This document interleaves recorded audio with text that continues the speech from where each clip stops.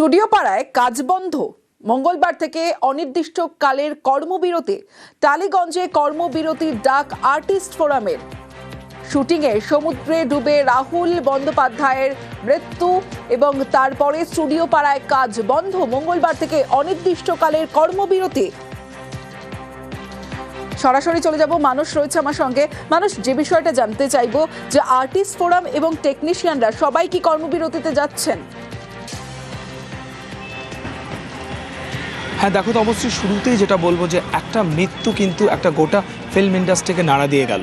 অর্থাৎ গত রবিবার রাহুল অরুণোদয় বন্দ্যোপাধ্যায়ের যে অকাল প্রয়াণ হয়েছে এবং তার এই মৃত্যু কিন্তু এই টলিউড ফিল্ম ইন্ডাস্ট্রিকে অনেক বেশি সংগঠিত করে গেল।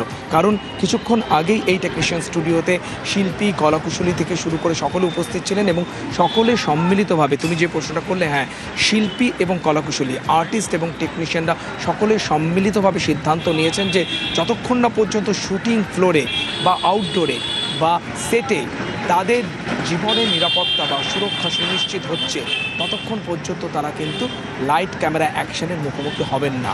অর্থাৎ আগামীকাল, অর্থাৎ সোমবার একদিন সময় দেওয়া হয়েছে, মঙ্গলবার থেকে কিন্তু তারা অনির্দিষ্টকালের জন্য কর্মবিরতিতে যাচ্ছে। প্রোডাকশন হাউস বা প্রযোজনা সংস্থা বা প্রযোজক যারা রয়েছেন তাদেরকে বসে আলাপ আলোচনা করে নতুন এসওপি তৈরি করতে হবে বা নতুন নিয়মাবলী তৈরি করতে হবে, যেখানে আর্টিস্টদের জীবনের মূল্য থাকবে, তাদের জীবনের নিরাপত্তা থাকবে। সেই নিরাপত্তা বা সুরক্ষা সুনিশ্চিত হওয়ার পরেই কিন্তু সমস্ত শিল্পী থেকে টেকনিশিয়ান তারা কিন্তু আবার শুটিংয়ে সামিল হবেন। কারণ রাহুল অরুণোদয় বন্দ্যোপাধ্যায়ের এই মৃত্যু কিন্তু আরও একবার চোখে আঙুল দিয়ে দেখিয়ে গেছে যে আগেও নিয়মাবলী ছিল এবং আগেও কিন্তু প্রচুর বিধিনিষেধ রয়েছে, তা সত্ত্বেও সেগুলো কিন্তু সঠিকভাবে ইমপ্লিমেন্ট করা হয় না, সেগুলো কিন্তু কার্যক্ষেত্রে প্রয়োগ করা হয় না। তাই সেইটা যাতে সঠিকভাবে তার প্রয়োগ হয়, নতুন নিয়মাবলী তৈরি হয়, সেটা সুনিশ্চিত হওয়ার পরই কিন্তু তারা শুটিং ফ্লোরে আসবেন, এমনটাই জানিয়ে দিয়েছেন টেকনিশিয়ানদের। মানুষ, জানতে চাইবো, যেমনটা তুমি জানাচ্ছে যে শিল্পী কলাকুশলীদের সুরক্ষায় নতুন নিয়ম, আগে কি নিয়ম ছিল এবং নতুন নিয়ম বলতে তারা কি চাইছেন? দেখো, নিয়ম কিন্তু আগেও যথেষ্ট কড়াকড়ি ছিল। অর্থাৎ যে সুরক্ষার নিয়ম ছিল না বা নিরাপত্তা ছিল না এমনটা নয়।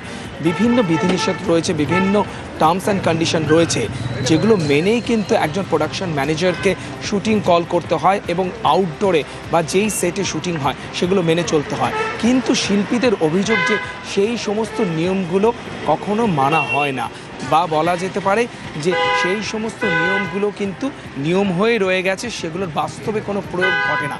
তার জন্যই রাহুলের মতো শিল্পীদের চলে যেতে হয়। সেই নিয়মগুলো নিয়ে পর্যালোচনা হোক এবং সেই নিয়মগুলো মানা হোক, অর্থাৎ নতুন নিয়মাবলী তৈরি হোক, যেখানে আর প্রযোজনা সংস্থা বলো, চ্যানেল কর্তৃপক্ষ বলো বা যে কোনো প্রোডাকশন হাউস বলো, তাদেরকে কিন্তু সুনিশ্চিত করতে হবে এই সমস্ত টার্মস কন্ডিশন মেনে চলবেন তারা, এবং আর্টিস্ট এবং কলাকুশলীরা কিন্তু তারপরেই কিন্তু তারা রাজি হবেন যে তারা শুটিং করবেন কি না। কারণ জীবনের মূল্য তারা বলছেন সবচাইতে বেশি এবং কর্মক্ষেত্রে এসে যাতে তাদের জীবন হারাতে না হয়, তাই জন্য তারা কিন্তু সকলে মিলে, টলি ফিল্ম ইন্ডাস্ট্রির এখানে সিরিয়াল বলো, সিনেমা বলো, সিরিজ বলো, সকলে কিন্তু সম্মিলিতভাবে এই সিদ্ধান্ত নিয়েছেন এবং মঙ্গলবার থেকে তাই জন্য তারা অনির্দিষ্টকালের জন্য কর্মবিরতিতে যাচ্ছেন। যখন থেকে এই সুরক্ষার আশ্বাস দেওয়া হবে, নতুন নিয়মাবলী প্রযুক্ত হবে, তারপর থেকেই কিন্তু তারা লাইট ক্যামেরা অ্যাকশনের মুখোমুখি হবেন। তমশ্রী, বেশ মানুষ, স্টুডিও পাড়ায় কাজ বন্ধ, মঙ্গলবার থেকে অনির্দিষ্টকালের কর্মবিরতি। টালিগঞ্জে কর্মবিরতির ডাক আর্টিস্ট ফোরামের। শুটিংয়ে সমুদ্রে ডুবে রাহুল অরুণোদয় বন্দ্যোপাধ্যায়ের মৃত্যু, শিল্পী কলাকুশলীদের সুরক্ষার দাবিতে কর্মবিরতি। সিনেমা সিরিয়ালে শুটিং অনির্দিষ্টকাল বন্ধ, শিল্পী কলাকুশলীদের সুরক্ষায় নতুন নিয়ম তৈরির দাবি। টালিগঞ্জে আর্টিস্ট ফোরামের বৈঠক, আর সেই বৈঠকেই এই সিদ্ধান্ত। আমাদের শিল্পীদের, টেকনিশিয়ানসদের, আমাদের ক্যামেরাম্যান ডিপার্টমেন্টের, আমাদের ফাইটার্সদের, এরকম যারা কাজ করেন ফিল্ডে, তাদের একটা সুরক্ষা দরকার। প্রযোজকরা তাদের ভীষণভাবে আমাদের সঙ্গে আছেন। ম্যান্ডেটরি করতে চাই যে এইটাই নিয়ম, এটাই ম্যান্ডেটরি, তার জন্য সবার জন্য। এবং আমাদের সত্যি শিল্পীরা এবং কলাকুশলীরা এবং অনেকে যারা খুবই এই ঘটনাটা ভীষণ আনফর্চুনেট, কিন্তু তারা সবাই খুব ভীত।